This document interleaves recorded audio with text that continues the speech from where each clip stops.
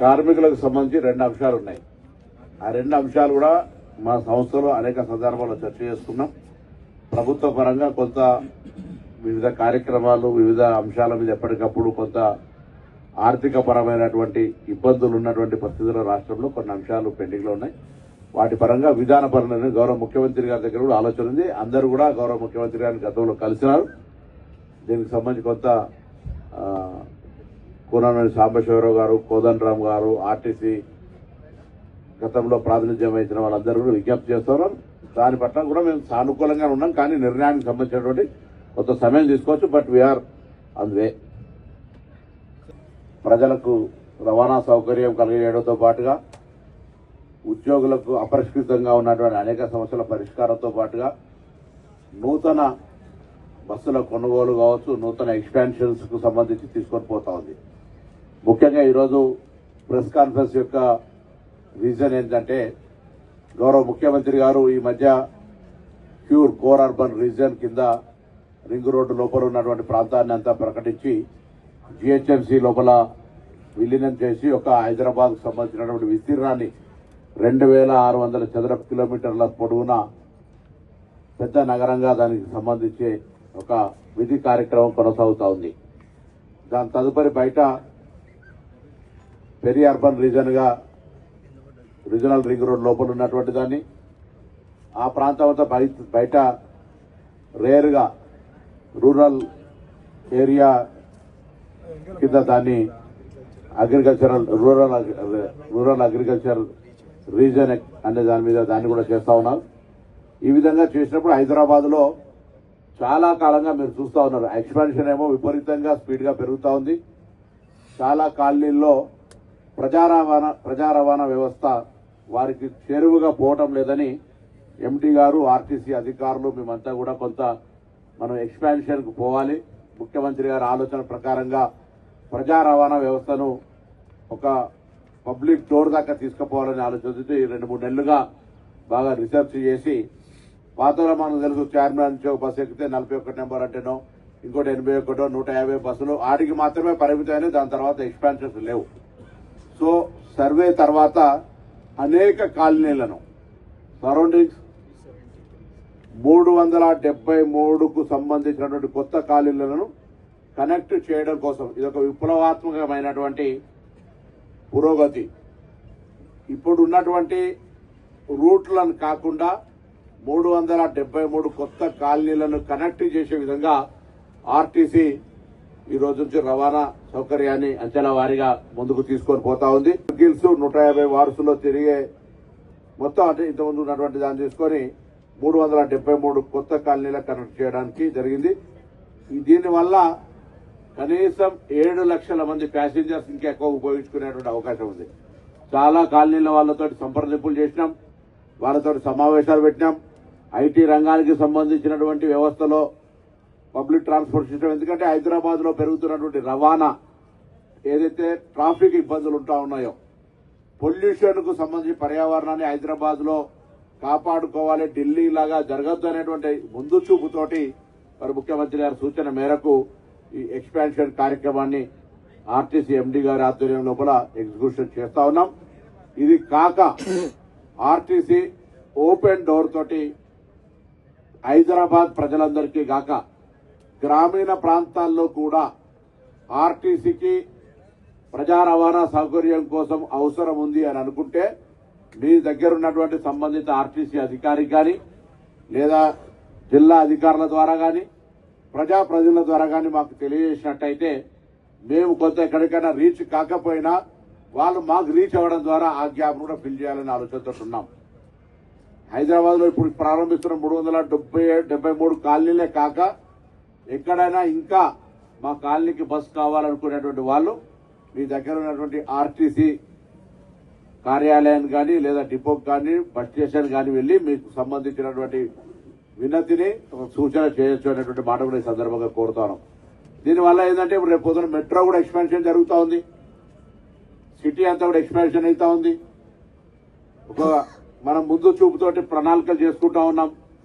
దానికి అనుగుణంగా కొత్త డిపోస్ కానీ కొత్త ఎలక్ట్రికల్ ఛార్జ్ స్టేషన్స్ కానీ అనేక రకాలుగా అభివృద్ధి చేసుకునే సందర్భంలో ఇది ఒక విప్లవాత్మక మార్పుగా మేము భావిస్తాం. ఎందుకంటే ఆర్టీసీ చాలా సంవత్సరాలుగా నడుస్తున్నటువంటి రూట్లలో బస్సులు నడపడం తప్ప కొత్తగా ఇన్నోవేటివ్ గా కొత్త కాలనీలకు కనెక్ట్ చేయాలనేటువంటి ఆలోచన లేకుండా ఇలా కొత్త కాలనీలకు కనెక్ట్ చేసేటువంటి ఒక గొప్ప మార్పుకు శ్రీకారం చుడుతున్న సందర్భంగా ఈ ప్రెస్ కాన్ఫరెన్స్ చేస్తా ఉన్నాం.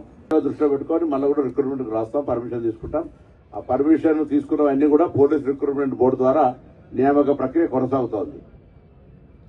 సో ఆర్టీసీ పరంగా కొంత ఒక ప్రభుత్వ రంగ సంస్థ కాబట్టి నిర్ణయాలకు ఏం జాప్యం లేదు. ఎండీ గారు, దాని తర్వాత బోర్డు మంత్రిగా ఎప్పటికప్పుడు రివ్యూ చేసుకుంటూ ఇష్యూస్ ను రిజాల్వ్ చేసుకుంటా ఉన్నాం. ఆర్టీసీ పరంగా ఎక్కడ కూడా ఇబ్బంది కలిగేటువంటి వ్యవహారం ఇక్కడ జరుగుతలేదు.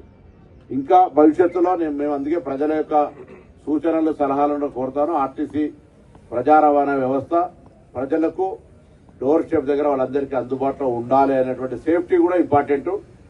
ఆర్టీసీకి సంబంధించినటువంటి యాక్సిడెంట్ రేషియో 1% కూడా కాదు, 0.00 చిల్లర. కాబట్టి అక్కడో ఇక్కడో చిన్న చిన్న పొరపాటు ఏదైనా జరిగితే ఆ రోజు అక్కడ ఉన్నటువంటి ఆ ట్రాఫిక్ రోడ్డు దాని ఇతర వాహనాలకు సంబంధించి అది కూడా ట్రాన్స్పోర్ట్ మినిస్టర్ గా దానికి సంబంధించి చెక్ పోస్ట్ చేసిన తర్వాత విజిలెన్స్ ఎన్ఫోర్స్మెంట్ కూడా బాగా స్ట్రిక్ట్ చేస్తా ఉన్నాం. దానికి సంబంధించి కూడా మీరు ట్రాన్స్పోర్ట్ చూస్తారు కాబట్టి దానిలో కూడా ఇప్పుడు ఈ చెక్ పోస్ట్ ఎత్తేసిన తర్వాత డిస్ట్రిక్ట్ లెవెల్, దాని తర్వాత స్టేట్ లెవెల్ అన్ని రకాలుగా ఒక చెక్ పోస్ట్ మన ఎన్ఫోర్స్మెంట్ టీమ్స్ వేసినాం, విజిలెన్స్ టీమ్స్ ను. దానిపైన కూడా సూపర్ చెక్ కొరకు వేసినాం. మీరు చూస్తా ఉన్నారు ఇవాళ అనేకమైనటువంటి కొంత కంట్రోల్ చేసేదాని కొరకు చేస్తాను. స్క్రాప్ పాలసీ తీసుకొచ్చి పొల్యూషన్ తక్కువ చేసే విధంగా కావచ్చు, ఈ టీవీ పాలసీ కావచ్చు, కొంత సంస్కరణ జరుగుతోంది, ఇంకా జరగాల్సి ఉంది. ఏటీఎస్ లకు సంబంధించి కూడా టెండర్ తొందరగా రాబోతా ఉంది. ఆ 2 రిఫ్లెక్టర్స్ కూడా చేయబోతా ఉన్నాం. VLTD కూడా వెహికల్ ట్రాకింగ్ సంబంధించిన ఇష్యూస్ కొత్త జరుగుతా ఉంది. వాహన్ సారథికి సంబంధించి కూడా మీకు తెలుసు 10 సంవత్సరాల్లో జరగలేదు. దాని జరిగితే ఏటీసీలు కంపల్సరీ మనం లేకపోతే పొద్దున ఈ టెస్టింగ్ అనేది మన రాష్ట్రం నుంచి బయటకు పోయే పరిస్థితి ఉంటుంది. కాబట్టి ఏటీసీల నిర్మాణం వాహన సారథి సైమల్టేనియస్ గా జరుగుతుంది. ఐటీ కారిడార్ లో కూడా నెగోషియేషన్స్ అయితే ఉన్నాయి. వాళ్ళు చిన్న వాహనాలే కాకుండా ఒక కలెక్షన్ పాయింట్ ఉంటే అక్కడ నుంచి ఐటీ వాళ్ళ యొక్క సెంటర్స్ ఎక్కడెక్కడైతే ఎంప్లాయ్మెంట్ సంబంధించినటువంటి వాళ్ళ ఆఫీసెస్ ఉన్నాయో అక్కడ దాకా వాళ్ళు ఏ విధమైన అనుకుంటే ఏసీ కావచ్చు లేకపోతే ఇంకే రకమైన బస్సులైనా కూడా మేము సంస్థ తరఫున ప్రొవైడ్ చేసేటానికి తయారుగా ఉన్నాం. వాటన్నిటికీ కూడా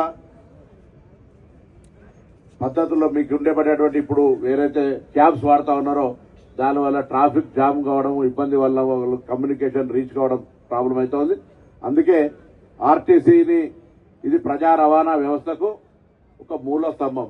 అందులో పేద ప్రజలకు సంబంధించినటువంటి రవాణా గతంలో రైల్వే ఏ విధంగానైతే ఈ దేశ ప్రజానికానికి రైల్వే ఒక ప్రజా రవాణా వ్యవస్థకు పెద్ద అది ఉందో తెలంగాణలో ఆర్టీసీ అనేటువంటిది ఒక పేద ప్రజలకు గుండె చప్పుడు.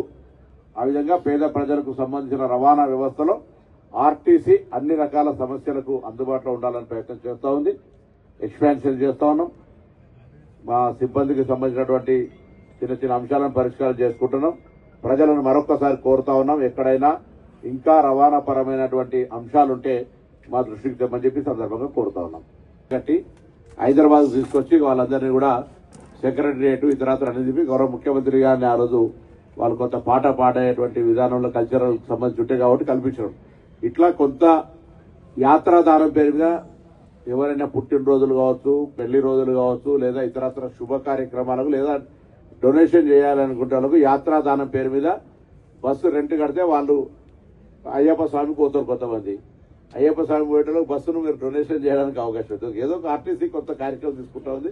పిల్లలను ఎక్స్కర్షన్ పంపచ్చు, స్కూల్ పిల్లలను కలిపి ఆ గ్రామంలో ఉన్న పెద్ద మంది ఎవరో కొంతమంది ఎన్ఆర్ఐ ఎవరైనా ఉంటే ఆ పిల్లలందరినీ సాలార్జంగ్ మ్యూజియమో లేకపోతే జూ చూపెట్టాలనుకుంటే ఆ గ్రామంలో ఆ బస్సు రెంట్ కడితే వాళ్ళకు అక్కడ నుంచి మనం చూపించిపోయేటువంటి ఒక స్కోపు ఇది కొత్తలా మీకు అనిపించచ్చు. చాలా రకాలుగా దానాలు చేస్తా ఉన్నారు.